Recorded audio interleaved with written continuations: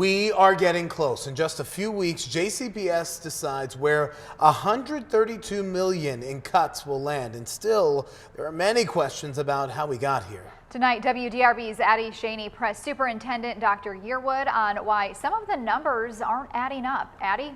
Yeah, that's right, guys. I had questions for Dr. Yearwood about how the multi-billion-dollar school district ended up $188 million in the red and why his math is so different from former Superintendent Dr. Marty Polio's.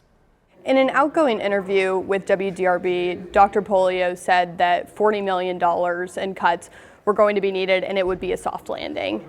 Since we've talked to you, we know it's actually $90 million more than that. I think everyone wants to know what happened. Yes, so I think at the time, Dr. Polio had the best information that he had to make the decision and say what he did. And as we do further research, other things sort of started unfolding. And I think that created, as we looked at our budgets and looked at how everything was unfolding, that number changed. And so with our continued research, we came up with a different number.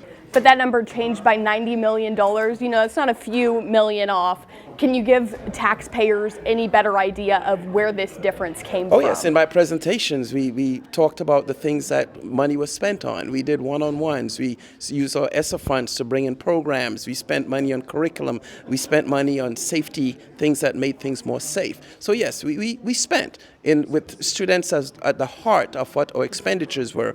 And I guess the numbers started, I call it, getting bigger and bigger.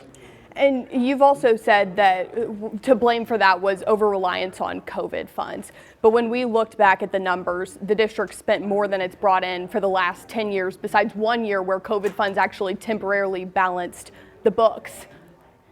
Are COVID funds really to blame, or is there a deeper issue? No, part of this was COVID funds. We definitely received COVID funds, and we overspent, and we did not, take into account these funds will end and what happens when the funds end, because we were so excited about what we were doing for our students. But now we have audits, and we are moving towards making sure that we take care of this deficit once and for all, so moving forward we don't have a budget deficit in place. The district didn't take into account that the COVID money would end? I'm sure they did, but again, it wasn't about the COVID money. It was about the programs and the people that were doing such a fantastic job in our district. And I think everyone was just excited about what they had seen and didn't want it to end. It's like having that great time or things that's happening so well for students, and really and truly, you don't want that to ever possibly end. But the reality is, it's here now, and we're taking care of it. And also in his outgoing interview with WDRB, Dr. Polio said there was a plan to phase out those COVID funds. You've since said that there was not a set plan to phase out those COVID funds. Was there a plan? Well, I don't know prior to me coming here, but I do know there's a plan going forward. You don't know if there was a plan? You got to think, looking back at all the numbers, you know if there was a plan or not, right? Well, again, I was not here during that time, but I can tell you going forward, we do have a plan.